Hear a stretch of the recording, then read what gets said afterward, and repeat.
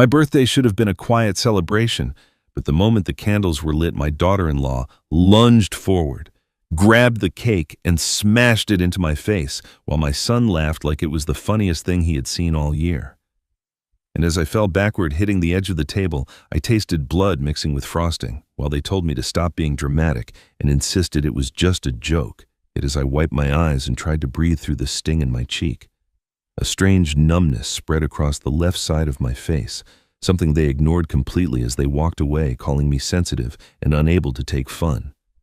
But the next morning, when I forced myself to the ER, the doctor took one look at my X-ray and his entire expression changed. He didn't smile. He didn't speak. He simply stepped out of the room, picked up the phone, and called 911. And at that moment, I realized this was not an accident, not a joke, not a harmless prank. It was the result of something darker that had been festering inside my home long before the cake ever touched my skin. And if you stay with me through this story, you will see exactly what the doctor discovered. Why the authorities reacted the way they did, and how the truth that emerged twisted every relationship in my family, until the very people who mocked me at my own birthday ended up facing consequences they never imagined. And I promise you, the ending of this story will leave you breathless, because humiliation was only the beginning, and the real revenge had not even started yet. My name is Luther Grant. I'm 65 years old, a retired bridge engineer who spent 4 decades designing structures meant to carry people safely from one side to another. My wife Margaret passed away 3 years ago, and since then I've learned that some bridges are impossible to build, especially the ones that lead back to your own son. When the invitation arrived, I wanted to believe it was real. Vanessa had called me herself, her voice unusually warm, almost tender. "We're throwing you a birthday party, Dad. Daniel and I want to make it special." I replayed those words a dozen times that week, searching for sincerity the way a man searches for water in a desert. Maybe she had changed. Maybe 3 years of widowhood had softened her view of me. Maybe my son had finally spoken up. I ironed my best shirt that Saturday morning, the pale blue one Margaret always said brought out my eyes. I polished my shoes until they reflected the ceiling light. I stopped at the wine shop and picked out a bottle of Pinot Noir, something elegant but not too expensive, because I knew Vanessa would find a way to criticize either extreme. Standing in front of the mirror before leaving, I told myself this could be a turning point. I wanted so desperately to be wrong about her. The house was full of people I half recognized, neighbors, friends of Vanessa's, a few colleagues of Daniel's from the office. Balloons hung from the ceiling, a banner stretched across the living room wall. "Happy 65th, Luther." For a moment, standing in the doorway with that bottle of wine in my hands, I felt something I had not felt in years. Hope. Vanessa greeted me with a wide smile and a hug that lasted exactly long enough for the guests to notice. "There's the birthday boy," she announced, her voice bright as a commercial. She took the wine from my hands, glanced at the label, and set it aside without comment. Then she leaned close to my ear, and the warmth evaporated. "You smell like an old man," she whispered. "Try not to embarrass us tonight." I said nothing. I had learned long ago that responding only made things worse. Throughout the evening, she performed beautifully for her audience. She laughed at the right moments, touched my shoulder when others were watching, and called me Dad with exaggerated affection. But whenever no one was looking, her mask slipped. "Don't eat too much, you'll look bloated in the photos. Just smile and stay quiet, that's all you're good for." Each whisper landed like a small knife between my ribs, precise and practiced. Daniel floated somewhere in the background, refilling drinks, avoiding eye contact with me. My own son. I kept hoping he would walk over, put a hand on my shoulder, say something, anything that acknowledged I was more than a prop at my own party, but he never did. When the cake came out, everyone gathered around the dining table. 65 candles blazed like a small fire. Vanessa stood beside me, one hand resting on my back in a gesture that looked supportive but felt like a warning. "Make a wish, Dad," she said loudly, and the room erupted in encouraging applause. I leaned forward, drew a breath, and closed my eyes. I wished for peace. I wished for my son to see the truth. I wished for Margaret, who would have known exactly what to say. The shove came before I could exhale. Vanessa's palm struck my upper back with force that could not have been accidental.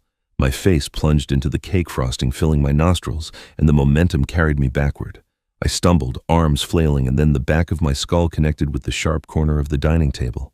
The crack echoed through the room, or maybe only through my own head. I collapsed onto the floor, And when I opened my eyes, I saw red and white swirling together, blood and frosting, laughter. Someone was laughing. "Oh my God, Dad, you're so clumsy," Daniel said. His voice strained his chuckle hollow. Vanessa covered her mouth, eyes wide with theatrical concern. "It was just a little joke. You're being too sensitive." The guests shifted uncomfortably. A few nervous giggles. Someone muttered something about getting napkins. But one face did not smile. Caroline Miller, my neighbor of 15 years and Margaret's oldest friend, stood frozen at the edge of the crowd. Her expression was not shock. It was recognition, the look of someone who had been waiting for a moment she had long predicted. I tried to sit up, but a strange numbness was spreading down my neck, creeping toward my shoulders. The room tilted. Voices became distant. Something was very wrong. I do not remember how I got home. The night exists only in fragments, someone helping me to my feet, the cold air outside, headlights blurring into streaks of white, and then darkness. When I woke the next morning, I was lying on my bed, still wearing the blue shirt Margaret had loved, now stained with dried frosting and something darker. The pain announced itself before I even opened my eyes. It pulsed through my skull in waves, each beat of my heart sending a fresh shock through my temple and down into my jaw. When I finally forced my eyelids apart, only one obeyed. The left side of my face had swollen so severely that the eye was nearly sealed shut, the flesh around it tight and hot to the touch. I raised a trembling hand to explore the damage and felt a ridge of crusted blood matted into my hair just above the ear. The room swam when I tried to sit up. I gripped the edge of the mattress and waited for the walls to stop tilting, breathing through my mouth because my nose felt packed with something solid. The mirror across the room reflected a stranger, half his face, purple and misshapen, his good eye bloodshot and glassy, his lips cracked and pale.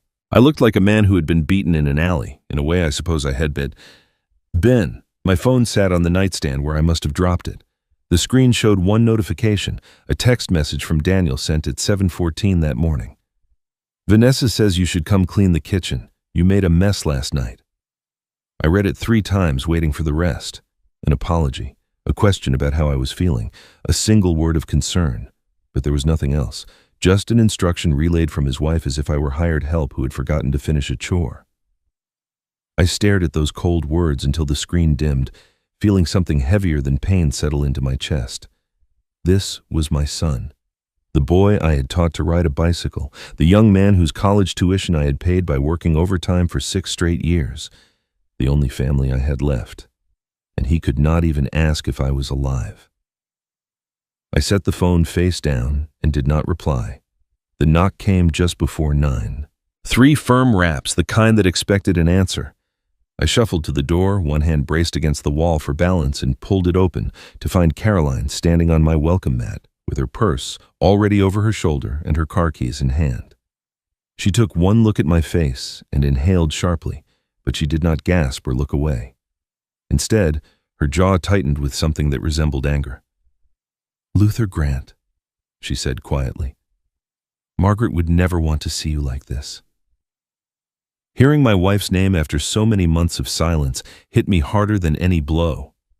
I opened my mouth to respond, but the words tangled somewhere in my throat. Caroline did not wait for an explanation. "We are going to the emergency room. Now. Do not argue with me." She stepped forward, took my elbow with surprising strength, and guided me toward her car as though she had done this before, as though she had been preparing to do this for a long time. The drive was a blur of pain and half-formed thoughts. I leaned my head against the cool window and watched the familiar streets of my neighborhood slide past without really seeing them. Caroline drove in focused silence for several minutes before speaking again. "Margaret worried about Vanessa," she said, her eyes fixed on the road.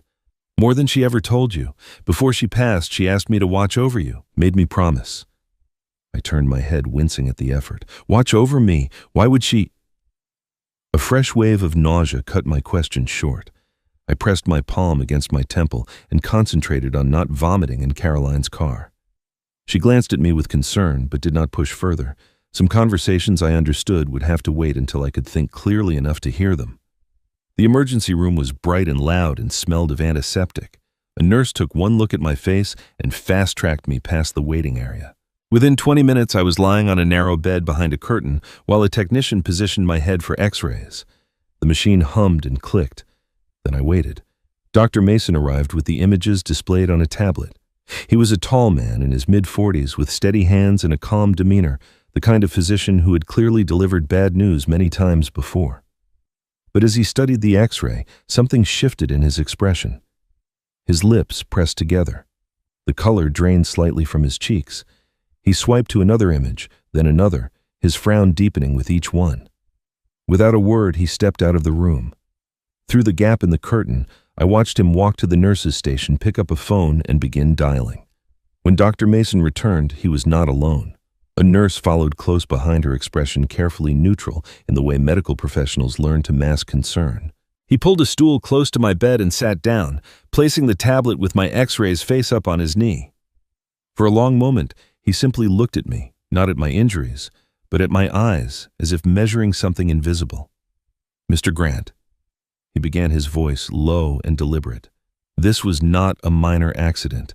You have a deep fracture in your left cheekbone extending dangerously close to the infraorbital nerve. A few millimeters deeper and you might have lost sensation in half your face permanently." He paused, letting the weight of the words settle. "But that is not what concerns me most." He turned the tablet toward me and pointed to a series of faint white lines scattered across the images like cracks in old plaster. "These are healed fractures, here along the orbital rim, here on your jaw, and here near your temple. They are old months, maybe years, but they form a pattern, Mr. Grant, the kind of pattern I have seen before." My throat tightened. "I have had some falls," I said quickly. "I'm not as steady as I used to be. Last winter I slipped on the ice and once I tripped over a garden hose." "Mr. Grant." His voice was gentle but firm, cutting through my fumbled explanations like a scalpel. "These fractures are not consistent with accidental falls. The locations, the angles, the varying stages of healing, they suggest repeated trauma, inflicted trauma." I wanted to argue. I wanted to explain that Vanessa could be difficult, but she was not violent, that last night was an isolated incident, that families sometimes had rough patches. But the words died in my mouth because somewhere deep beneath my denial, a quieter voice was asking why I had so many excuses memorized. Dr. Mason folded his hands on his lap. "Under the Elder Abuse Prevention Act, I am legally required to report suspected abuse to the authorities. This is not optional, and it is not a request. I've already made the call. A detective from the Adult Protective Services Unit is on her way." The room seemed to shrink around me. "That is not necessary," I said, my voice weaker than I intended. "It was just an accident. My daughter-in-law pushed me as a joke and I fell. It happens." He studied me with something between pity and resolve. "Mr. Grant, in my 20 years of emergency medicine, I've heard that exact sentence more times than I can count. It is almost never true." Before I could respond, the curtain parted and a woman stepped through. She was perhaps 50, with short gray-streaked hair and tired eyes that had clearly seen too much. She wore a plain blazer over a dark blouse and a badge hung from a lanyard around her neck. There was no uniform, no intimidating presence, just a quiet authority that filled the small space without demanding attention. "Mr. Grant, I'm Officer Linda Carver. I work with the Elder Abuse Investigation Unit." She pulled up a chair and sat down at an angle that felt conversational rather than confrontational. "Dr. Mason has briefed me on your injuries. I would like to ask you a few questions if you are feeling up to it." I nodded, though every instinct screamed at me to refuse. She began with simple things: my name, my address, who I lived with, how I had arrived at the hospital. Her tone was patient and unhurried, as if we had all the time in the world, but her eyes never stopped observing. I noticed how she watched my hands, my posture, the micro-expressions that flickered across my face before I could suppress them. "Can you tell me what happened last night?" she asked. I recounted the party, the cake, the fall. I called it a joke gone wrong, an accident, a misunderstanding. Each time I mentioned Vanessa's name, my voice dropped without my permission. My fingers twitched against the hospital blanket. I could not meet Officer Carver's eyes. She noticed everything. "Your daughter-in-law," she said slowly. "Vanessa. How would you describe your relationship with her?" I hesitated too long. "Fine," I said. "We are fine." Linda tilted her head slightly. "You flinched just now when I said her name." "I did not." "You did." She leaned forward, her voice softening to something almost maternal. "Mr. Grant, I have been doing this job for 18 years. I have seen what happens when people stay silent to protect the ones who hurt them. I have watched families bury secrets until those secrets bury them instead. I once worked a case where I believed a man's excuses, and 6 months later he was dead. Her jaw tightened. I will not make that mistake again. The silence stretched between us. I could hear the beeping of monitors somewhere down the hall, the murmur of voices, the distant wail of an ambulance. My chest ached with something heavier than bruises. Linda leaned closer, her eyes searching mine. "Grant," she asked softly, "has this happened before?" The question hung in the air between us, and something inside me finally cracked. Not the bone-deep fractures Dr. Mason had shown me on the screen, but something older. A wall I had spent years building brick by careful brick, mortared with silence and denial. I looked at Linda Carver's patient eyes and felt the exhaustion of carrying secrets that had grown too heavy to bear. "Yes," I whispered. The word came out like a confession. "Yes, it has happened before."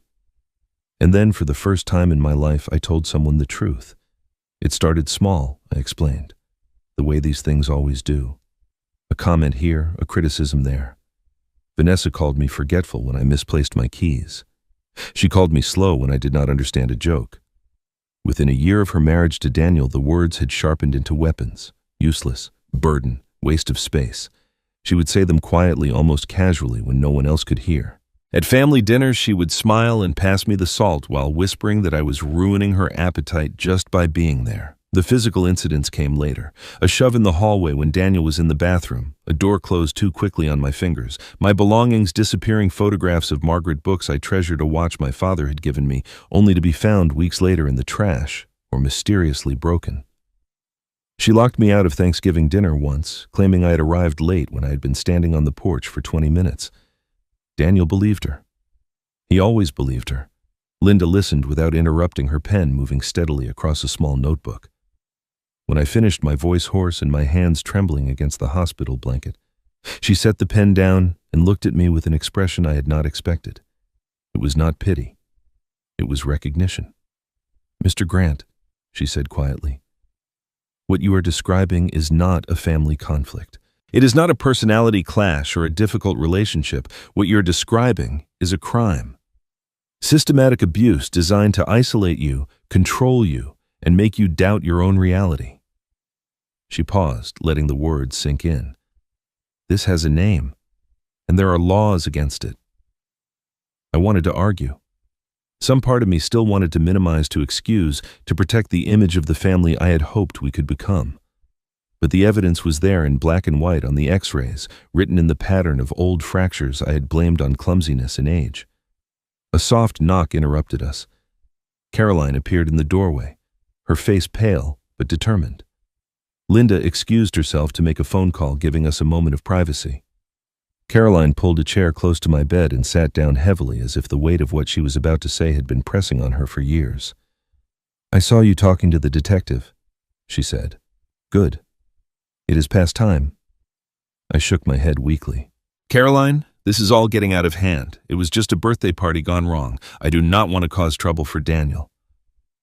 "Daniel." She said his name like a verdict.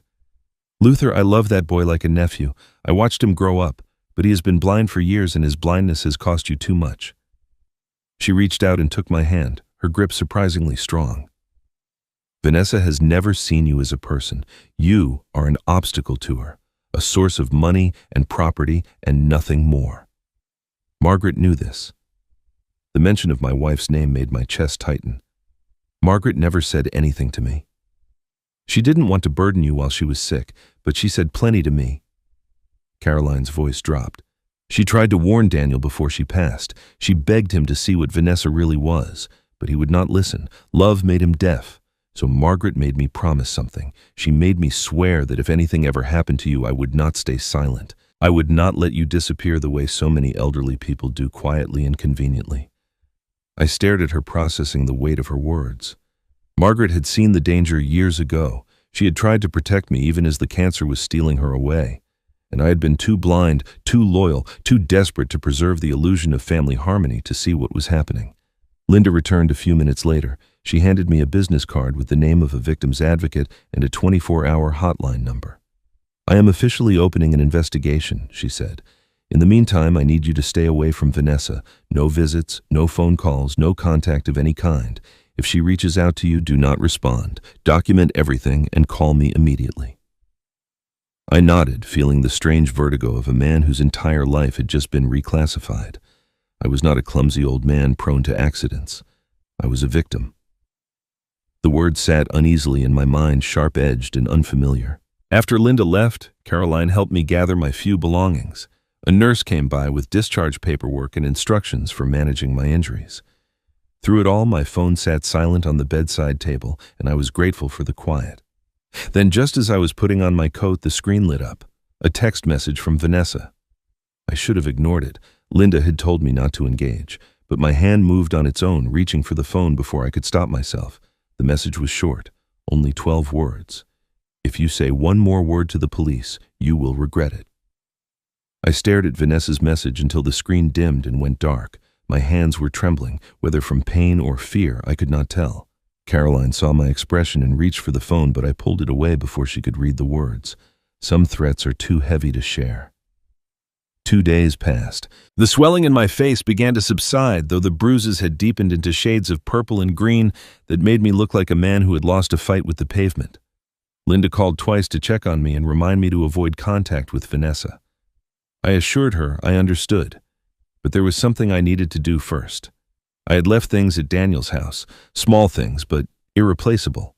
A box of Margaret's letters that I had been sorting through before the party, a framed photograph of our wedding day that I had brought to show my grandchildren, my reading glasses, my medication, my journal. Vanessa would throw them all away if I did not retrieve them. I knew her well enough to be certain of that. Caroline offered to drive me, but I refused. This was something I needed to face alone. I took a taxi across town, watching the familiar streets slide past with a strange sense of detachment. The neighborhood where Daniel and Vanessa lived was beautiful. Manicured lawns, expensive cars, houses designed to project success and stability. I used to feel proud when I visited. Now the perfection felt menacing, like the polished exterior of a trap. The taxi dropped me at the curb. I stood for a moment on the sidewalk, gathering my courage. The house looked exactly as it always did. White shutters, red brick, a welcome mat by the front door that had never welcomed me. I walked up the path slowly, each step sending a dull ache through my healing skull. Before I could ring the bell, the door swung open. Vanessa stood in the entrance with her arms crossed, her body filling the frame like a barricade. She was dressed impeccably, as always, her hair styled, her makeup flawless, but her eyes were cold and her smile was the kind that preceded cruelty. "You are not welcome here," she said, her voice flat and final. "You are destroying our family with your lies, and I will not let you spread any more poison in this house." I kept my voice steady. "I'm not here to cause trouble. I just need to collect some of my belongings. Margaret's letters, the wedding photograph, my medication." "Your medication?" She laughed, a short and bitter sound. "Convenient excuse. Did the police teach you to say that? Did they coach you on how to play the victim?" Behind her in the dim hallway, I saw Daniel. My son stood several feet back, half hidden in shadow, his posture slumped and defeated. He was looking at the floor. When I tried to meet his eyes, he turned his head away. But I saw enough. His hands were shaking visibly at his sides. His eyes, in the brief moment they caught the light, were red-rimmed and hollow, the eyes of a man who had not slept in days. And on his wrists, just visible beneath the cuffs of his sleeves, I noticed faint bruises, dark marks in the shape of fingers, as if someone had gripped him far too tightly. My heart clenched. "Daniel?" I said softly, trying to reach past Vanessa's blockade. "Son, are you all right?" He flinched at the sound of his name. Still, he did not look up. Vanessa stepped forward, forcing me to step back. "Do not speak to him. He has nothing to say to you. None of us do. He is my son. He is my husband." Her voice turned to ice. "And if you keep making trouble, Luther, if you say one more word to the police or try to turn anyone else against me, you will never see your grandchildren again. I will make absolutely sure of it. You will be erased from their lives like you never existed." The threat hit me like a physical blow. My grandchildren. Emma and Jack, 5 and 7 years old, the only pure joy left in my life since Margaret passed. I had taught Emma to tie her shoes. I had read Jack his first chapter book, and now Vanessa was telling me I could lose them forever. I looked past her again, desperately seeking some sign of protest from Daniel, but he stood motionless, a statue of shame and silence. He would not defend me. He could not even look at me. Vanessa disappeared into the house and returned a moment later with a small cardboard box which she shoved into my arm. I glanced inside. Margaret's letters were there along with the photograph and my glasses. My medication was missing. "That is everything," she said curtly. "Now leave and do not come back." The door slammed in my face before I could respond. I stood on the porch for a long moment, clutching the box against my chest, trying to process what had just happened. The grandson I had held at his christening was being used as a weapon against me. The son I had raised was too broken or too afraid to speak a single word in my defense. And somewhere behind those white shutters, a woman I had never truly understood was orchestrating it all. I turned and began walking down the path toward the street. That was when I saw the car. It was parked across the road, a silver sedan with tinted windows. Behind the wheel sat a woman I recognized, Brenda Reed, Vanessa's mother. She was watching me. Not casually, not with the idle curiosity of a neighbor. She was studying me the way a predator studies wounded prey. Her face showed no expression. She didn't wave. She didn't smile. She simply observed, taking mental notes on the broken old man shuffling away with a cardboard box. A chill ran through me that had nothing to do with the autumn wind. I thought I'd been fighting my daughter-in-law. I thought this was about one cruel woman and one weak son and one shattered birthday party. But standing there on that perfect suburban street, watching Brenda Reed watch me, I realized the truth. This was something much larger, and I was only beginning to see its shape. Caroline was waiting on her porch when the taxi brought me back. She took one look at my face and asked no questions. Instead, she simply held the door open and guided me inside, taking the cardboard box from my trembling hands as though she had done this 100 times before. Perhaps in her mind she had been rehearsing for this moment for years. Her house smelled of lavender and old books, a comforting scent that reminded me painfully of the home Margaret and I had shared before the cancer took her. Caroline led me to a small guest room with clean sheets and a window overlooking her garden. She told me to rest, to take as long as I needed. I lay down on the bed fully clothed and stared at the ceiling, my mind replaying the image of Brenda Reed's cold, watching eyes. I did not sleep. I do not think I even closed my eyes. That evening, after a quiet dinner of soup and bread that I barely touched, Caroline asked me to join her in the living room. Her tone was different now, not the brisk efficiency of a caretaker, but something heavier. She seemed to be steeling herself for a difficult conversation. In the corner of the room sat an old wooden chest I had never noticed before. It was dark oak, worn smooth by decades of hands with brass hinges that had long ago lost their shine. Caroline knelt before it slowly, her knees protesting the movement, and lifted the lid with the reverence of someone opening a sacred text. Inside was a thick leather journal, the kind with a strap that wrapped around to hold it closed. She lifted it carefully and carried it to the couch where I was sitting. The weight of it surprised me when she placed it in my hands. I opened to the first page and saw a handwriting I didn't recognize, neat, precise, dated. "What is this?" I asked. Caroline settled into the armchair across from me. "That," she said quietly, "is 3 years of watching, 3 years of documenting, 3 years of keeping a promise." I turned the pages slowly, dates, names, descriptions of events written in careful detail. I saw my own name appear again and again. Luther said Luther was excluded. Luther arrived but was not allowed inside, and Vanessa's name always, Vanessa accompanied by lists of cruelties I had tried so hard to forget. "I do not understand," I murmured, though somewhere deep inside I was beginning to. Caroline folded her hands in her lap. "Margaret and I were friends for 40 years, Luther. 40 years. We met as young teachers at the same elementary school, shared an apartment for 2 years before either of us married, stood beside each other at our weddings. There was nothing I would not have done for her." Her voice wavered slightly. "And there was nothing she would not have done for you." I looked up from the journal, my throat tight. "Before she died," Caroline continued, "Margaret called me to her bedside. She was weak by then, so weak she could barely lift her head, but her mind was clear. She told me she was worried about you. She said Vanessa was dangerous, that she had seen signs Daniel refused to acknowledge. She begged me to watch over you after she was gone. I remembered those final weeks. Margaret drifting in and out of sleep, her hand always reaching for mine. I had thought her occasional agitation was just the illness, the medication, the fear of leaving. I never imagined she was trying to protect me from something she could already see coming. She made me promise 3 things, Caroline said, holding up her fingers one by one. First, stay close to Luther. Second, document everything Vanessa does. And third, when the time comes, give him the proof he needs. She gestured toward the journal. This is the second promise. Every insult, every exclusion, every time she humiliated you or shut you out. I wrote it all down, dates, times, witnesses, when there were any.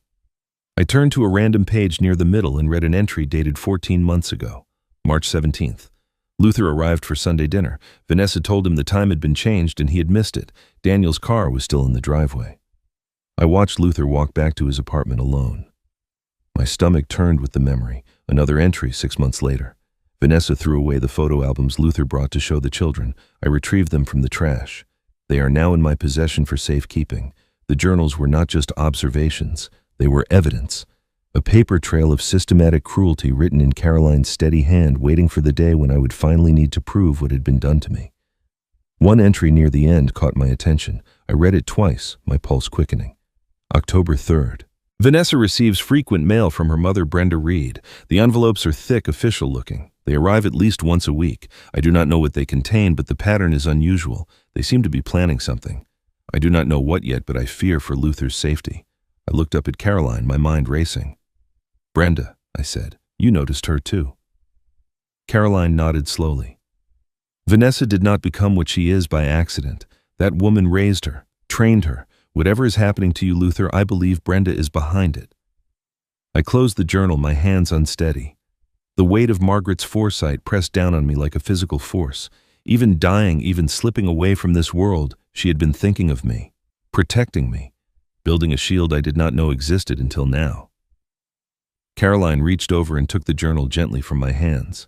She walked back to the wooden chest, placed it inside, and paused with her hand resting on the lid. Margaret left you something else, she said, her back still turned. Something she asked me to keep until you were truly ready to use it. I stood up. What is it? Caroline closed the chest softly and turned to face me. Her expression was careful, guarded, as if she was weighing how much more I could bear in one night.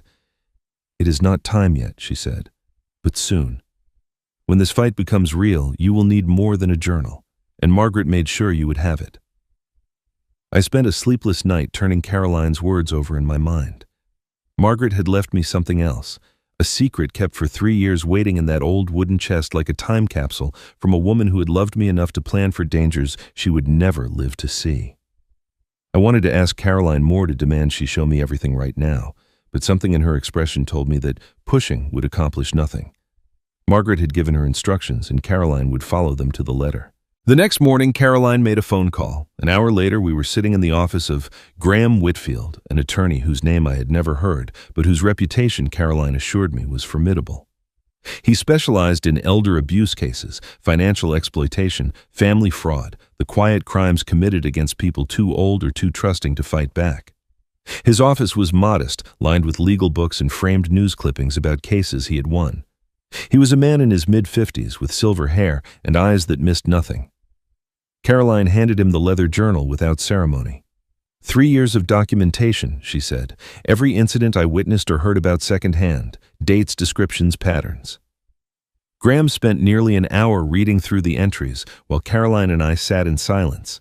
Occasionally he would pause, make a note, or flip back to compare 2 pages. When he finally closed the journal, his expression was grim but satisfied.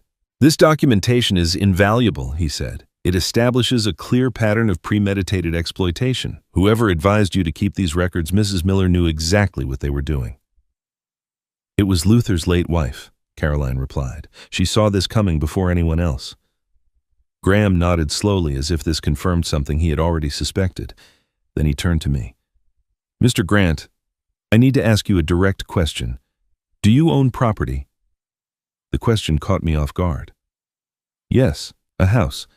I have lived there for 40 years. And what would you estimate it is worth in today's market? I hesitated. I had not thought about the value in years. I suppose 600,000, perhaps more. The neighborhood has changed. Prices have gone up. Graham leaned back in his chair. That is what this is about, Mr. Grant. Your daughter-in-law does not want you out of her life. She wants you out of your home. A property worth over $500,000 owned outright by an elderly widower with one heir, your son Daniel. If something were to happen to you, or if you were declared mentally incompetent, that asset would pass to your son. And if your son is controlled by his wife... He didn't need to finish the sentence. The logic was horrifyingly clear. Vanessa had never hated me for personal reasons. She had hated me because I was standing between her and a fortune. There is more, Graham continued. He slid a folder across his desk. I did some preliminary research on Brenda Reed, your daughter-in-law's mother.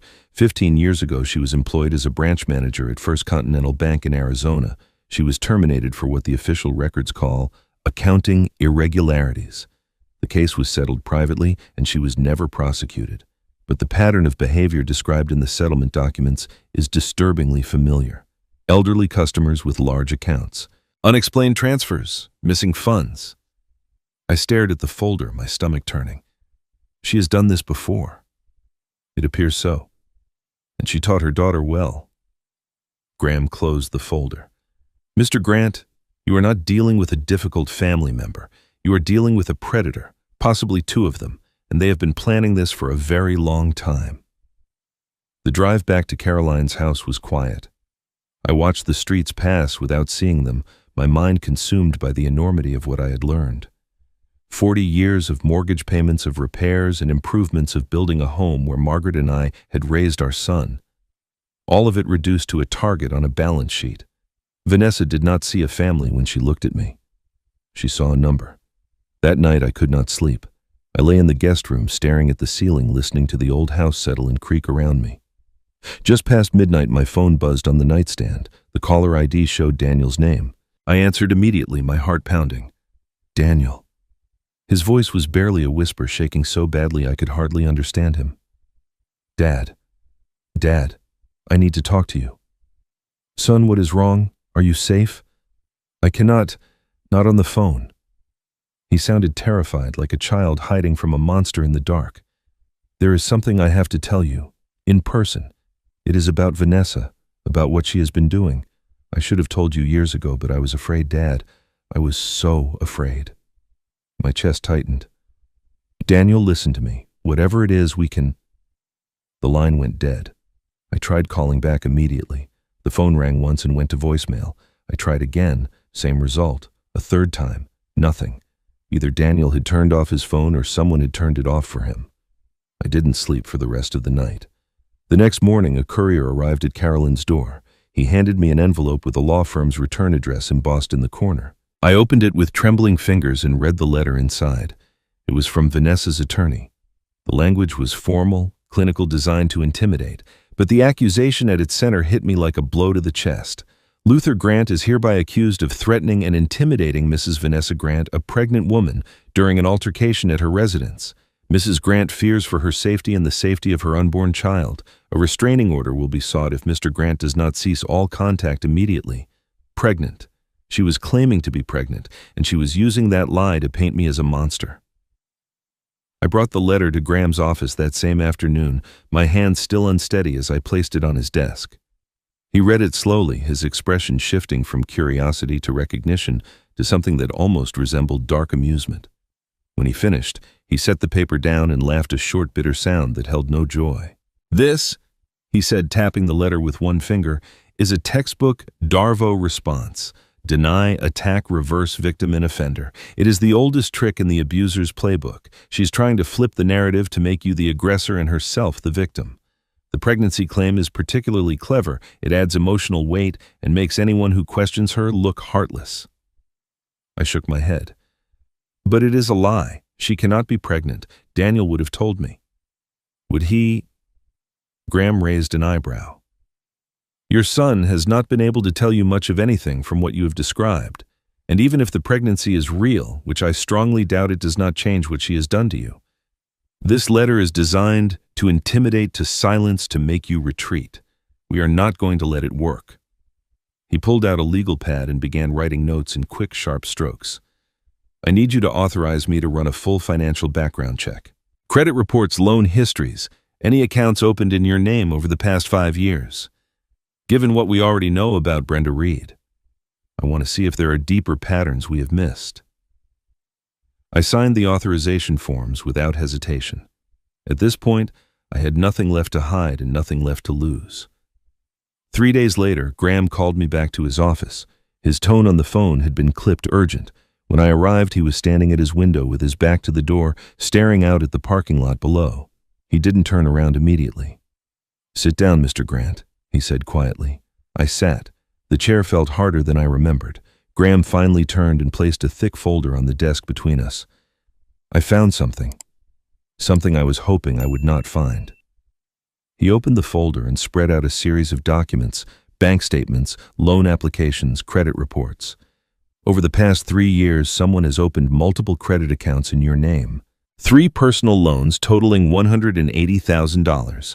2 credit cards with combined limits of $40,000. All of them show your signature. All of them list your home address. I stared at the papers, my mind refusing to process what I was seeing. That is impossible. I never signed any of these. I've never taken out a loan in my life except for my mortgage, and that was paid off 15 years ago. I know. Graham's voice was grim. The signatures are forgeries. Good ones, but forgeries nonetheless. Someone with access to your personal information, your social security number, your bank details, your identification documents, has been systematically borrowing money in your name, and based on the payment patterns, they have been using your home as implied collateral. The room seemed to tilt. My home. They are trying to take my home. They are trying to bury you in debt first, Graham corrected. If these loans default, and some of them are already close, your credit will be destroyed. You will face lawsuits, wage garnishments if you had any income, and eventually foreclosure proceedings. By the time you realized what was happening, it would be too late. You would lose everything, and they would be positioned to swoop in as concerned family members offering to help manage your affairs. I thought of Vanessa's cold smile, Brenda's watchful eyes, the way Daniel could not meet my gaze. This had been planned for years. Every insult, every exclusion, every cruelty, all of it was preparation, softening me up, isolating me, making me doubt myself until I was too weak to fight back. Graham closed the folder and leaned forward. "Mr. Grant, I've seen this pattern before. 2 cases, one in Arizona, one in Nevada. Both involved elderly men targeted by what appeared to be family members. Both involved forged documents and unexplained debts. Both cases were dropped due to insufficient evidence because the victims either died or became too mentally compromised to testify." He paused, letting the weight of his words settle. The Nevada victim took his own life 6 months after the case was closed. My throat tightened. "You think this is connected?" "I think we are looking at something systematic, something that goes beyond one greedy daughter-in-law." He stood and walked to his filing cabinet, pulling out additional folders. "I'm going to request your complete financial records going back 10 years. Every transaction, every statement, every signature. And I need you to document everything from this point forward. Every phone call, every text message, every interaction with Vanessa or her mother. We are not just defending you anymore, Mr. Grant. We may be uncovering a pattern that spans multiple states and multiple victims." I left his office feeling like a man who had just been told he was standing on a fault line. The ground I had trusted my whole life was fracturing beneath me, revealing depths I had never imagined. That night, I sat in Caroline's living room, unable to eat, unable to read, unable to do anything but stare at the wall and wonder how I had been so blind for so long. Caroline tried to comfort me, but there were no words that could ease the weight pressing down on my chest. Just before midnight, a knock came at the door. Caroline and I exchanged glances. No one visited at this hour. She rose slowly and peered through the window beside the entrance. Her expression shifted from caution to surprise. She opened the door. Daniel stood on the porch, his face wet with tears, his body trembling like a leaf in a storm. He looked like he had aged 10 years since I last saw him. His eyes were swollen, his clothes disheveled, and there was a desperation in his posture that I had never seen before. "Dad," he said, his voice cracking. "Dad, I need to tell you everything." Daniel collapsed into my arms before I could say a word. His body shook with sobs that seemed to come from somewhere deep and broken, the kind of crying I had not heard from him since he was a small boy, waking from nightmares. I held him there on Caroline's porch, the midnight air cold against our backs, and let him weep until the trembling began to subside. Caroline quietly ushered us inside and disappeared into the kitchen, giving us the privacy that only an old friend knows how to offer. I guided Daniel to the couch and sat beside him, my hand resting on his shoulder. He looked destroyed, hollow-eyed, unshaven. The confidence I had once admired in him stripped away like paint peeling from old wood. "Tell me," I said gently. "Whatever it is, tell me." He wiped his face with the back of his hand, struggling to find the words. "I have known, Dad. For 6 months I have known what Vanessa was doing to you. The loans, the documents, the plan to take your house. I knew about all of it." His voice cracked. "I wanted to stop her. I wanted to tell you, but I could not. She has something on me." My chest tightened. "What do you mean she has something on you?" Daniel stared at the floor, shame radiating from every inch of his body. "It started about 2 years ago. Vanessa threw a party at our house. I do not even remember what the occasion was, her birthday maybe, or some promotion at her job. She kept refilling my glass all night.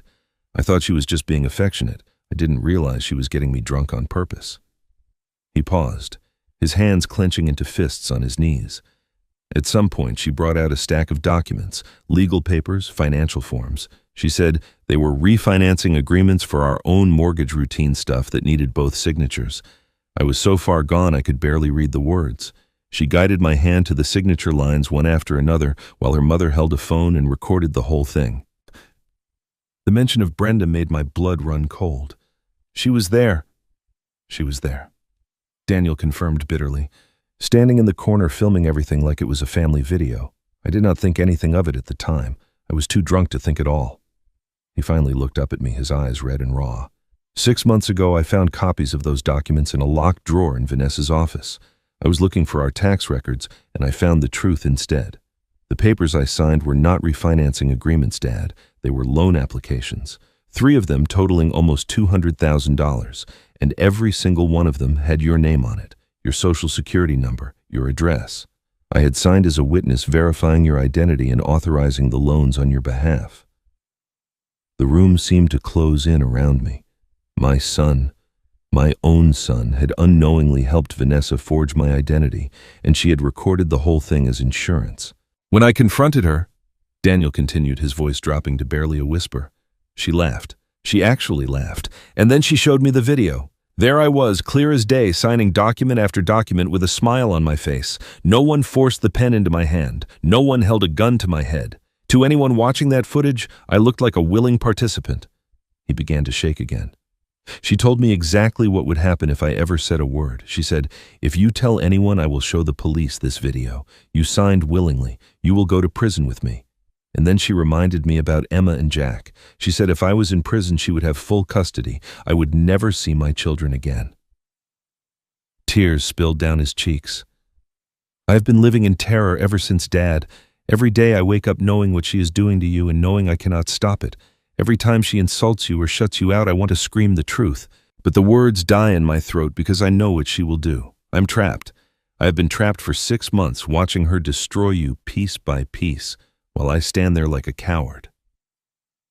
I pulled my son close and held him the way I had held him when he was 5 years old, frightened of thunderstorms and convinced the world was ending.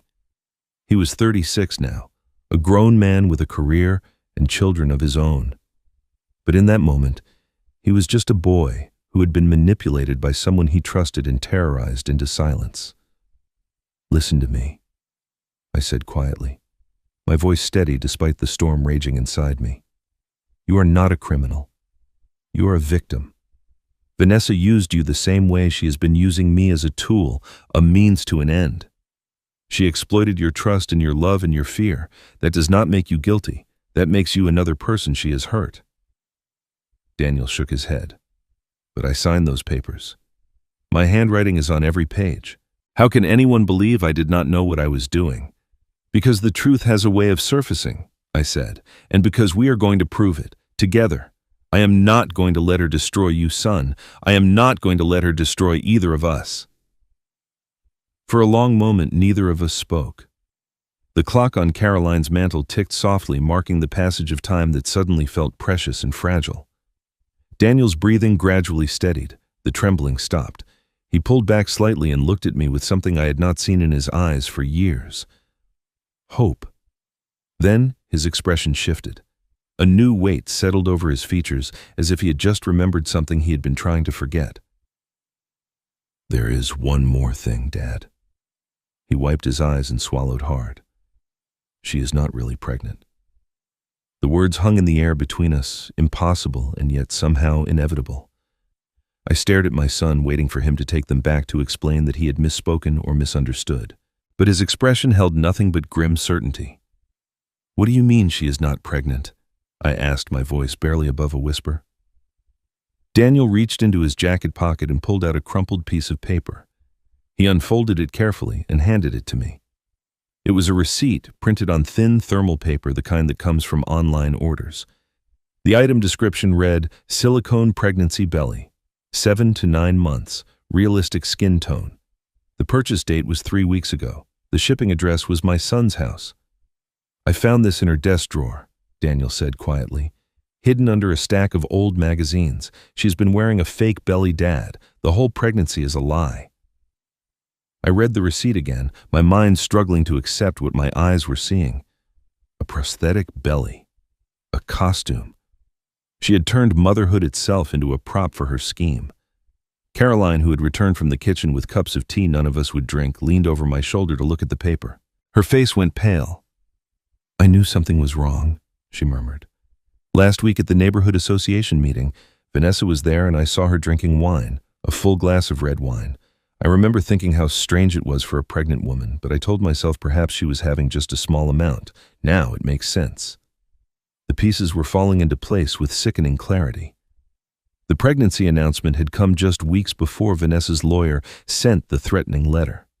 She had timed it perfectly, creating sympathy, establishing herself as a vulnerable, expectant mother, making me look like a monster who would threaten a woman carrying a child. Every move had been calculated. The next morning I brought the receipt to Graham's office. He examined it for a long time, his jaw tightening with each passing second. When he finally spoke, his voice carried the weight of someone who had seen too many lies dressed up as truth. "A fake pregnancy is a brilliant manipulation tactic," he said grimly. "It creates immediate emotional leverage. Judges are hesitant to prosecute expectant mothers. Juries sympathize with them. Even seasoned investigators soften their approach when a pregnant woman is involved. By claiming to be with child, Vanessa has bought herself time and sympathy. If we had pushed forward aggressively with our case, we would have looked like bullies attacking a vulnerable mother-to-be." He set the receipt down on his desk. "This is a delay tactic, pure and simple, and it is devastatingly effective. But now that we know the truth, we can use it against her. A woman who would fake a pregnancy to manipulate a legal proceeding is a woman capable of anything. This speaks directly to her character and her willingness to deceive." That afternoon, Officer Linda Carver called with news of her own. Her investigation into Brenda Reed had turned up something disturbing, a civil lawsuit filed 8 years ago in Arizona. An elderly man named Walter Simmons had accused Brenda of financial exploitation, claiming she had befriended him under false pretenses and systematically drained his savings over the course of 2 years. "The case was withdrawn before it went to trial," Linda explained over the phone. "Mr. Simmons claimed he could not find sufficient documentation to prove his allegations. The records suggest Brenda had access to his home and may have destroyed evidence. 2 years after the lawsuit was dropped, Walter Simmons died alone in a state-funded nursing facility. He had lost his house, his retirement accounts, everything. The official cause of death was heart failure, but the neighbors said he simply gave up." I closed my eyes, picturing a man I had never met, a man who had trusted the wrong person and paid for it with everything he had. That could have been me. That still might be me if we did not stop Vanessa and her mother in time. "There is no statute of limitations on patterns," Linda continued. "I'm coordinating with investigators in Arizona and Nevada now. If we can establish that Brenda has done this before, it strengthens our case enormously. These women are not amateurs, Mr. Grant. They are predators, and you may be the first victim who has survived long enough to fight back." That evening, Caroline and I sat in her living room, exhausted but unwilling to sleep. Daniel had returned home to avoid raising Vanessa's suspicions, promising to gather whatever additional evidence he could find. The house was quiet except for the ticking of the mantel clock and the occasional creak of old wooden beams settling in the cold. Then we heard it. A car door slamming, footsteps on the pavement, and a voice, shrill, furious, unmistakable. I rose and walked to the window. Vanessa stood in the middle of the street, her face twisted with rage, her carefully maintained composure finally shattered. She was staring directly at Caroline's house, her hands balled into fists at her sides. The prosthetic belly was gone. She no longer bothered with the pretense. "Luther Grant," she screamed, her voice echoing off the quiet suburban houses. "You think you can hide from me? You think your little investigation is going to save you?" Neighbors began appearing in doorways drawn by the commotion. Porch lights flickered on up and down the street, but Vanessa did not seem to notice or care. She was beyond strategy now, beyond calculation. This was pure, unfiltered hatred. "You will lose everything, old man," she shrieked into the night. "Everything you have ever loved, I will make sure of it." Vanessa's screaming eventually faded into the night, replaced by the wail of approaching sirens. A neighbor had called the police. By the time the officers arrived, she had fled, leaving nothing behind but the echo of her threats and a street full of witnesses who had seen a woman unravel in public. Caroline gave a statement. I gave a statement. The officers took notes and promised to file a report, though their expressions suggested they had seen domestic disputes before and expected this one to fade like all the others. But this was not fading. This was escalating. 2 days later, Graham called an emergency meeting at his office. When I arrived, he was seated behind his desk with a stack of documents spread before him like evidence at a crime scene. His face was drawn, his usual composure strained by whatever he had uncovered. Daniel was already there, sitting in the corner with his hands clasped between his knees, looking like a man awaiting sentencing. "Sit down, Mr. Grant," Graham said. "What I'm about to show you is not easy to hear." I took my seat and braced myself. Graham slid a folder across the desk. Inside were copies of loan applications, bank statements, and credit reports, the same documents he had shown me days earlier, but now annotated with handwritten notes and highlighted passages. "I have completed a full forensic analysis of the accounts opened in your name," he began. "The situation is worse than we initially believed." He pointed to a summary page. 3 personal loans totaling $180,000 were opened over the past 2.5 years using your identity. The funds were dispersed to accounts that trace back to shell companies' entities that exist only on paper with no real business activity. From there, the money was transferred multiple times before disappearing into accounts we are still trying to identify. My stomach turned. $180,000 borrowed in my name. "Borrowed and spent," Graham confirmed. "The money is gone, Mr. Grant, but the debt remains. And here's the critical problem." He pulled out another document, this one marked with red ink. One of these loans, the largest one, $85,000, is 30 days from default. The lender has already sent preliminary notices. If payment is not made, they will begin collection proceedings. And because your home address was listed as collateral verification on the application, they will move to place a lien on your property. The room seemed to tilt. "They can take my house." "They can begin the process," Graham said carefully. "Foreclosure is not immediate, but once a lien is attached, your ability to sell, refinance, or transfer the property becomes severely limited. You would be trapped, unable to access your own equity while the legal battle plays out." I turned to Daniel. He looked up at me with anguished eyes, the weight of his unwitting participation crushing him visibly. "I did not know Dad," he said, his voice breaking. "Vanessa told me the loans were to help her mother. She said Brenda had medical bills piling up, treatments that insurance would not cover. She made it sound like an emergency. I never saw the actual documents until it was too late. I had no idea she was using your identity." I wanted to be angry.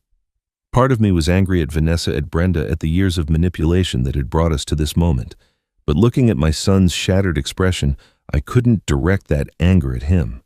He had been deceived by the woman he loved, trapped by his own trust. Graham continued, spreading out another set of papers. "I have had a handwriting expert examine the signatures on these loan applications. The preliminary analysis is clear. They do not match your authentic signature, Mr. Grant. The letter formations are different, the pressure inconsistent, the slant artificially mimicked. This is forgery, plain and simple." Hope flickered in my chest. "Then we can prove it. We can show the loans are fraudulent." "We can," Graham agreed, but not quickly. A formal handwriting analysis requires expert testimony, court certification, and cross-examination by opposing counsel. The process takes months, months we may not have before that first loan defaults. He stood and walked to his window, his back to us for a moment. When he turned around, his expression had hardened with resolve. I'm filing emergency motions today to freeze all accounts associated with these fraudulent loans. I'm also initiating contact with federal authorities. The money crossed state lines. It was transferred through banks in Arizona, Nevada, and Colorado before vanishing. That makes this wire fraud, Mr. Grant, a federal crime carrying serious penalties. Daniel looked up sharply.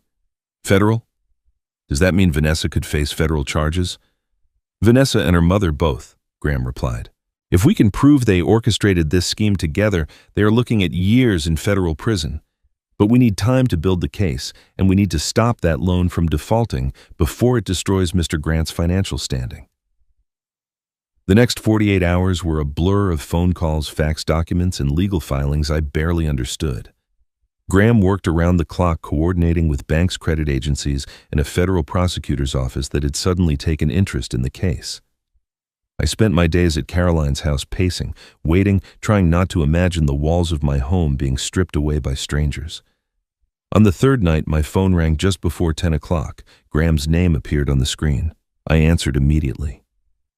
Mr. Grant, he said, his voice grave. The federal prosecutor agreed to open an investigation into Brenda Reed. They started pulling records this afternoon. I gripped the phone tighter. And there was a long pause. When Graham spoke again, his tone had shifted to something I had not heard from him before, unease. If they keep digging into Brenda Reed, he said slowly, they are going to find something much bigger than we imagined. The next morning, Graham arranged a meeting at his office with Officer Linda Carver. When I arrived with Caroline, Linda was already seated at the conference table, a thick manila folder open before her. Her expression was different than it had been during our previous conversations, harder, more determined, as if she had crossed some invisible threshold from investigation into personal mission. Please sit down, she said. What I'm about to share with you comes from coordination with federal investigators and law enforcement contacts in 3 states. I want you to understand the full picture before we discuss next steps. I lowered myself into a chair, my heart already racing. Graham stood by the window, arms crossed, his face unreadable. Linda opened the folder and spread out a series of documents. Employment records, legal filings, newspaper clippings yellowed with age. 15 years ago, Brenda Reed was employed as a senior account manager at First National Bank in Phoenix, Arizona. She specialized in retirement accounts and estate planning services for elderly clients. She paused, letting the words settle. She was very good at her job. Too good. She slid a document toward me. It was a termination letter, heavily redacted but still legible in key sections. The bank conducted an internal audit after several elderly customers complained about unauthorized transfers from their accounts. The investigation revealed that Brenda had systematically defrauded at least 12 clients over a 4-year period. She would befriend them, gain their trust, and slowly drain their savings through small, difficult-to-notice transactions. My stomach churned. 12 people. At minimum, Linda confirmed. The bank estimated total losses at over $400,000. But here's the part that matters. Instead of prosecuting First National, chose to settle quietly. They reimbursed the affected customers, terminated Brenda, and sealed the records to protect their reputation. She walked away without a single charge filed against her. Caroline leaned forward. She got away with it. Completely, Linda said. No criminal record, no public disclosure. She simply moved to another state and started over. She pulled out another document, a marriage certificate. 3 years later, she married a man named Richard Reed in Nevada. He was a widower, 68 years old, with substantial retirement savings and a paid-off home. The pattern was becoming horrifyingly clear. Richard Reed died of a heart attack 2 years into the marriage, Linda continued. By then, his savings were gone. His home had been refinanced twice. His children from a previous marriage tried to contest the estate, but Brenda had power of attorney and all the legal documentation she needed. She inherited everything, sold the house, and disappeared again. I felt sick. How many times has she done this? Linda's jaw tightened. We have confirmed 2 additional victims before you, Mr. Grant, Walter Simmons in Arizona, whom I mentioned previously, and a man named Eugene Porter in Nevada. Mr. Porter lost his home, his pension, and his dignity. 8 months after his case was dismissed for insufficient evidence, he took his own life. His suicide note mentioned a woman who had stolen everything he had ever worked for. He did not name her directly, but the timeline matches perfectly. The room fell silent. I thought of Eugene Porter, a man I had never met sitting alone in an empty house with nothing left but despair. I thought of Walter Simmons dying in a state nursing facility, abandoned and forgotten. And I realized with chilling clarity that I was supposed to be next. Another nameless victim in a pattern that stretched back decades. This is not a daughter-in-law with a bad attitude, Linda said, her voice hard. This is a systematic family fraud operation spanning multiple states. Brenda Reed has been doing this for at least 20 years, and at some point she began training her daughter to continue the work. Graham spoke for the first time. We have testimony from a former neighbor of the Reed family in Arizona. She remembers Brenda coaching Vanessa when she was a teenager. The neighbor overheard Brenda telling her daughter something she never forgot. He glanced at his notes. Old people have money but no strength. You just need patience. The words hit me like a physical blow. Vanessa had not become cruel by accident. She had been raised for this, shaped and molded by a mother who saw elderly people not as human beings but as resources to be harvested. Every insult, every exclusion, every calculated humiliation, it was all part of a playbook written long before I ever met her. You are the 3rd confirmed victim, Linda said, looking directly at me. But you are the first one still standing, the first one with evidence, with witnesses, with a support system. If we can build this case properly, we can bring down not just Vanessa, but the entire operation. We can get justice for Walter Simmons, for Eugene Porter, for every person these women have destroyed. For a long moment, I could not speak. The weight of what I had learned pressed down on my chest like a stone. I was not just fighting for my house or my dignity. I was fighting for the ghosts of men who had been silenced, erased, forgotten. Then Graham's phone buzzed. He glanced at the screen, frowned, and stepped out of the room to take the call. When he returned 2 minutes later, his face had gone pale. That was the county clerk's office, he said slowly. Vanessa has just filed a petition for emergency guardianship over Luther Grant. My blood ran cold. Guardianship? Graham nodded grimly. She is claiming you are mentally incompetent, unable to manage your own affairs, suffering from cognitive decline that makes you a danger to yourself and others. He set the phone down on the table. If the court grants her petition, she will have full legal control over your finances, your property, and your life. You will not be able to make a single decision without her approval. Linda's expression hardened. She's trying to end this before we can expose her.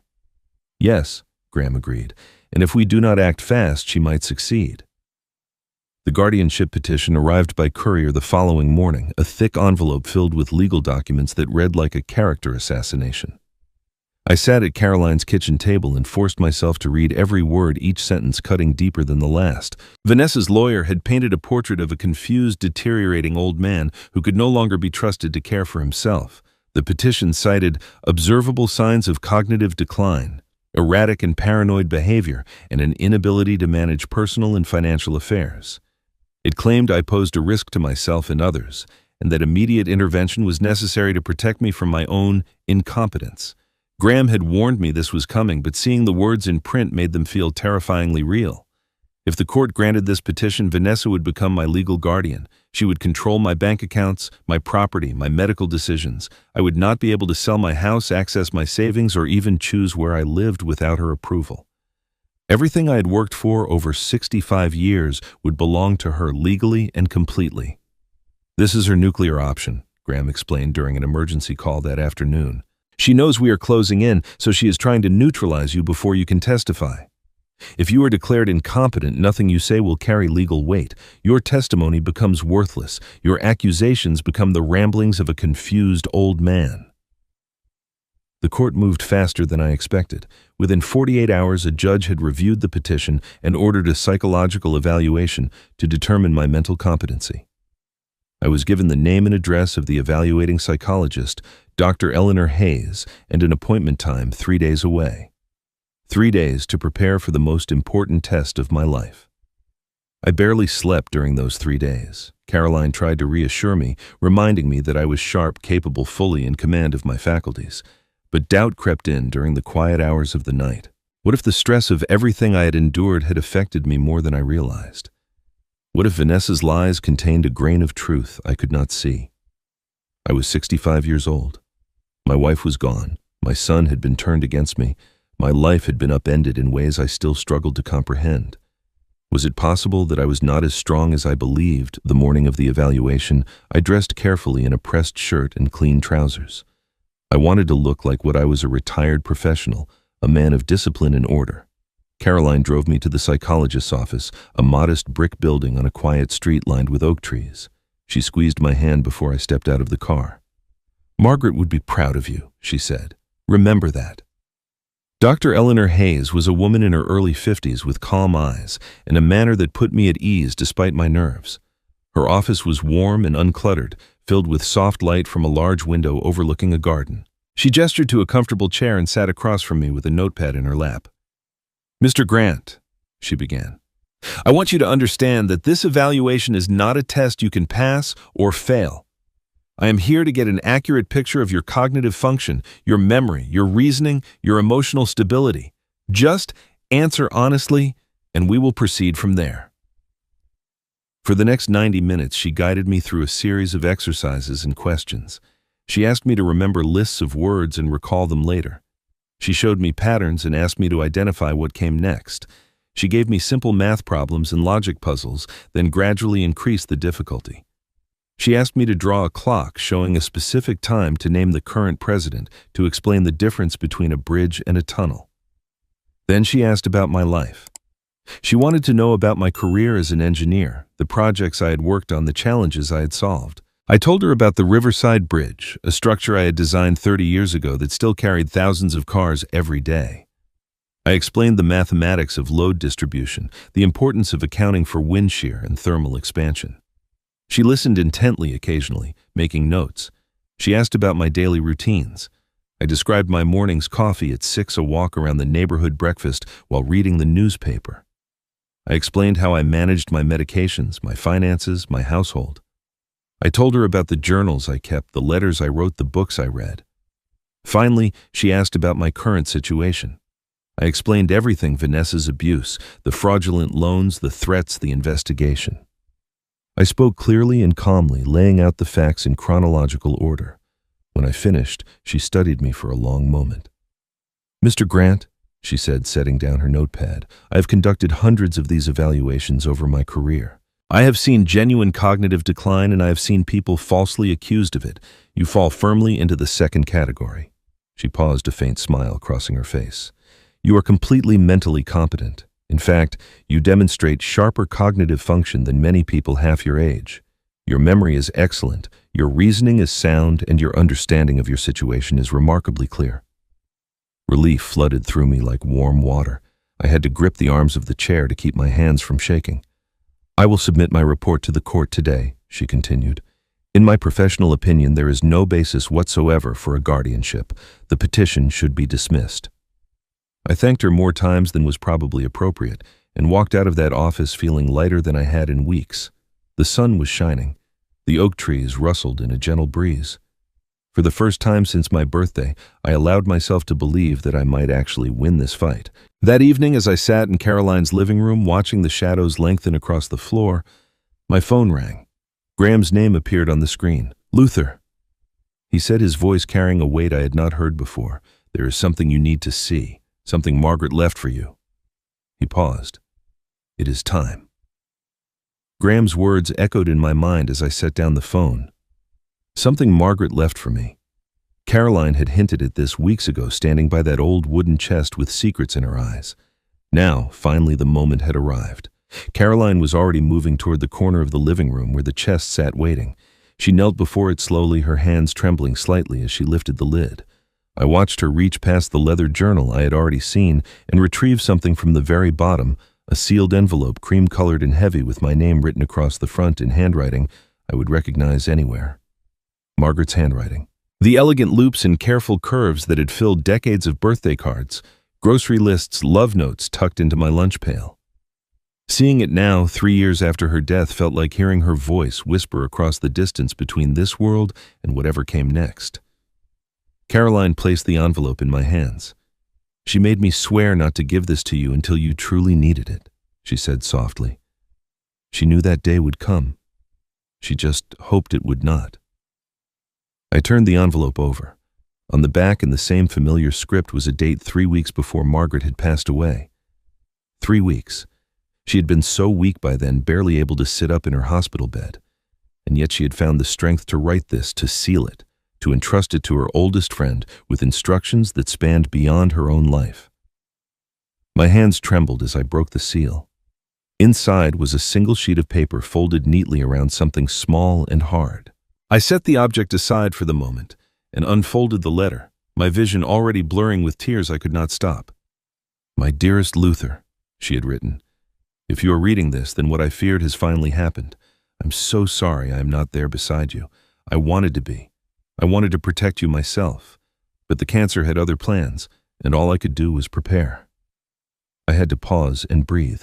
The words were so unmistakably her practical, even in emotion, loving, even in warning. "I knew Vanessa was dangerous long before you did. I saw the way she looked at you when she thought no one was watching. I saw the contempt she hid behind her smiles. I tried to warn Daniel, but love made him blind. He could not see what was standing right in front of him, and I could not make him look." The letter continued on the other side of the page, the handwriting slightly shakier now, as if written during a moment of exhaustion. "I did something I never told you about. I hired a private investigator to look into Vanessa and her mother. His name is Samuel Torres, and he is thorough. What he found terrified me, Luther. These women have done this before. They have destroyed lives, stolen everything from people who trusted them, and walked away without consequence. I could not let that happen to you." I reached for the small object that had been tucked inside the envelope. It was a USB drive, black and unassuming, the kind that could hold 1,000 documents or a single photograph. But I knew even before reading the next lines that this tiny piece of plastic contained something far more valuable. Everything Samuel discovered is on this drive. Investigation reports on 2 men these women targeted before you, bank records showing Brenda's suspicious transactions, witness statements from neighbors and former colleagues in Arizona, and a signed affidavit from Samuel himself certifying the authenticity of everything he gathered. I stared at the drive in my palm, scarcely able to comprehend what I was holding. Margaret had built a case file from her deathbed. While the cancer was stealing her breath, she had been assembling weapons for a battle she knew I would one day have to fight. "Use this to protect yourself, my love. And if you can use it to help the others they have hurt. No one should suffer what those men suffered. No one should die alone and forgotten because of women like Vanessa and Brenda." The final lines of the letter were written in a steadier hand, as if Margaret had summoned the last of her strength to make them clear. "I have loved you for 41 years, Luther Grant. I loved you when we were young and foolish. I loved you when we built our home together. I loved you through every ordinary day and every extraordinary one. And I love you still, even now, even from wherever I am. Never forget that. Never let them make you forget." She had signed it simply, "Yours forever, Margaret." I sat motionless for a long time, the letter pressed against my chest, tears streaming freely down my face. Caroline did not speak. She did not need to. Some moments are too sacred for words. Margaret had seen the storm coming years before I ever felt the first drop of rain. She had watched Vanessa with clear eyes while the rest of us remained blind. And when she realized she would not live to stand beside me, she had done the only thing she could. She had left me a map, a shield, and a sword. "Thank you, Margaret," I whispered into the empty room, my voice breaking. "You never stopped protecting me." The USB drive changed everything.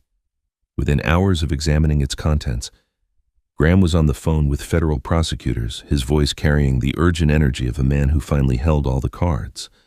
Margaret's private investigator had been thorough, beyond anything I could have imagined. The files contained detailed reports on Walter Simmons and Eugene Porter, the 2 men Brenda had destroyed before setting her sights on me.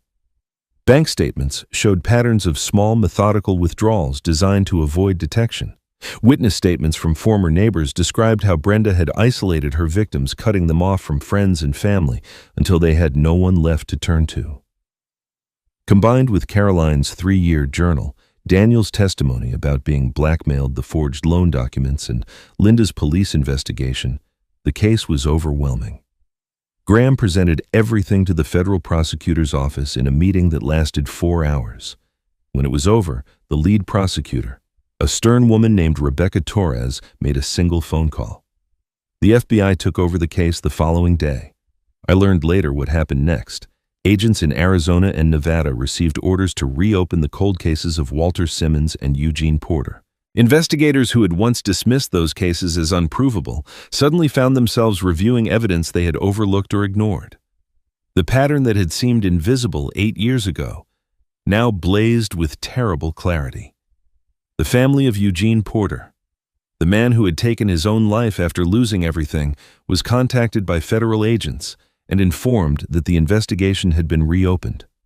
His daughter, a woman named Patricia who had spent years trying to convince authorities that her father had been victimized, broke down crying when she received the call.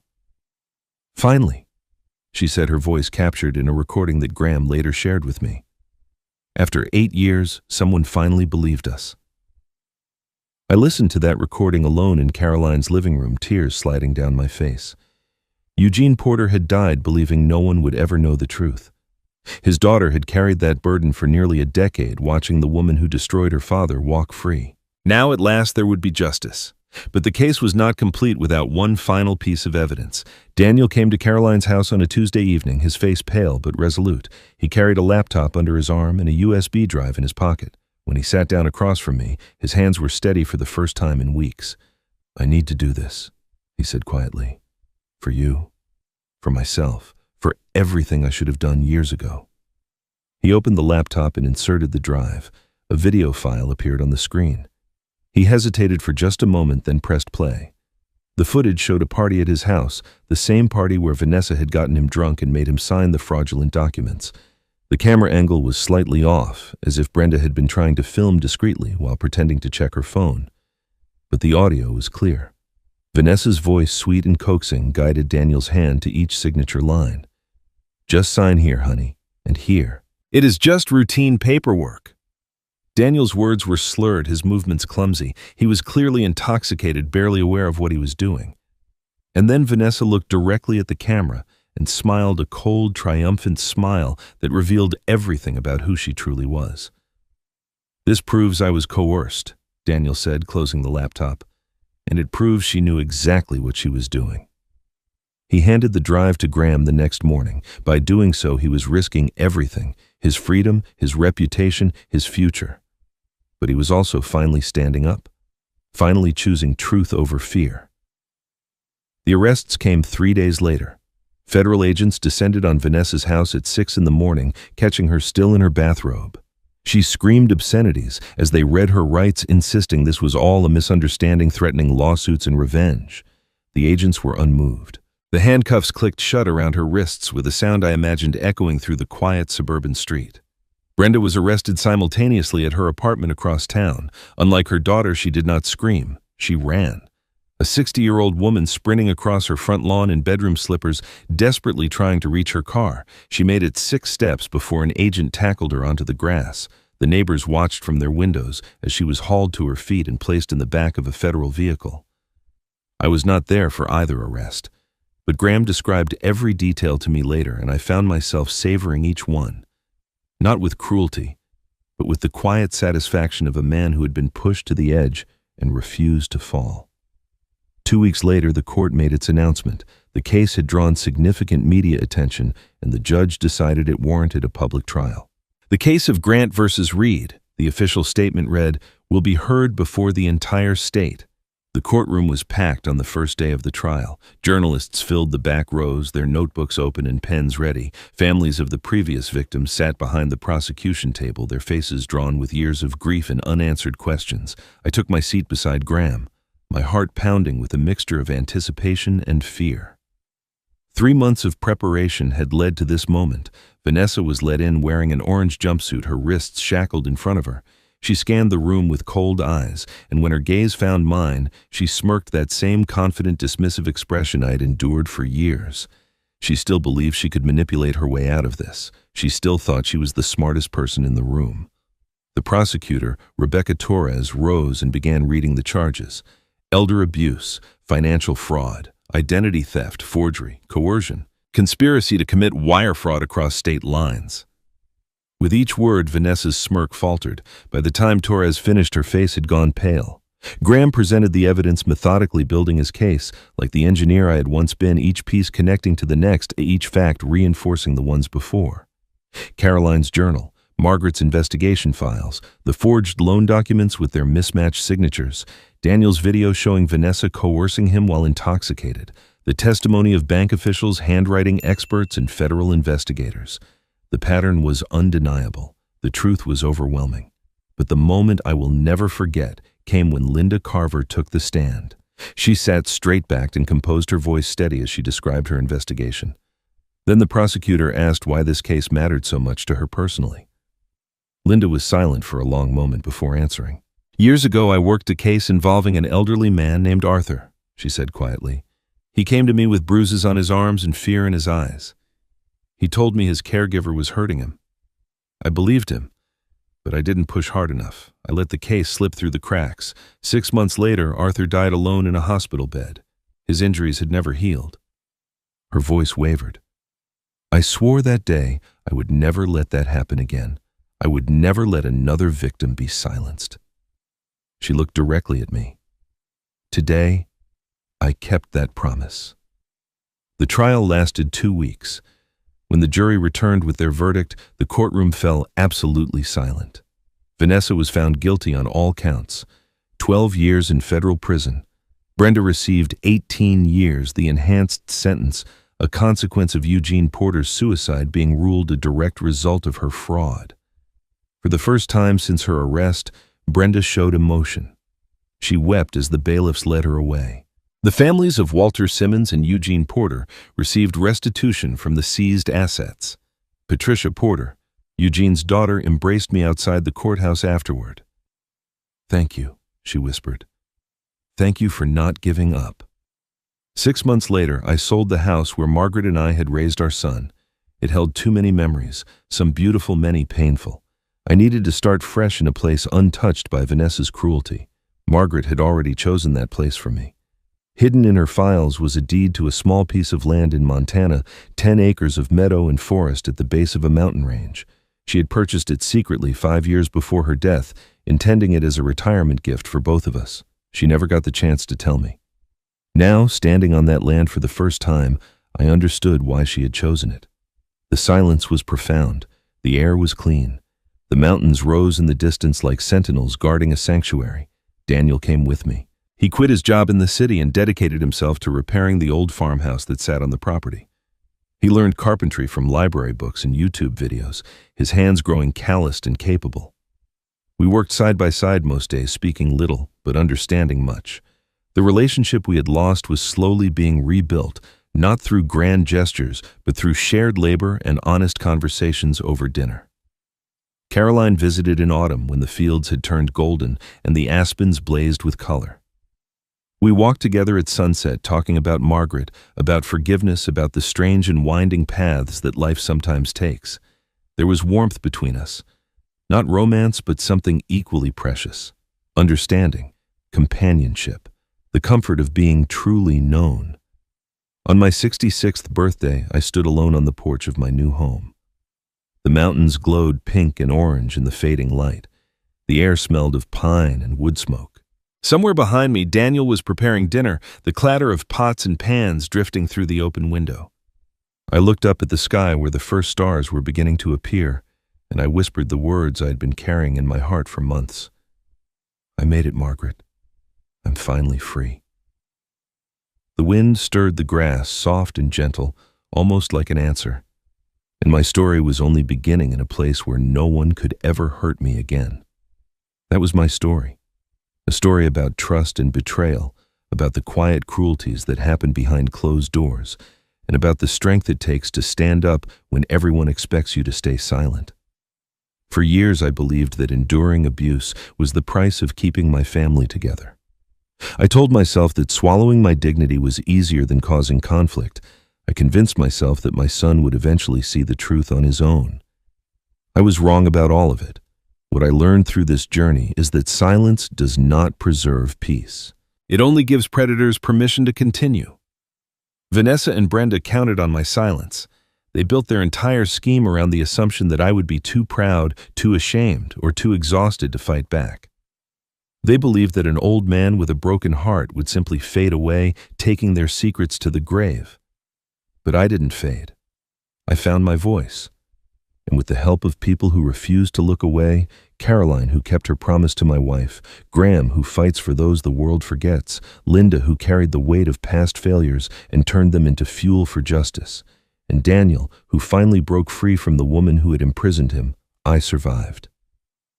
If you are watching this, and you recognize something familiar in my story, please know that you are not alone.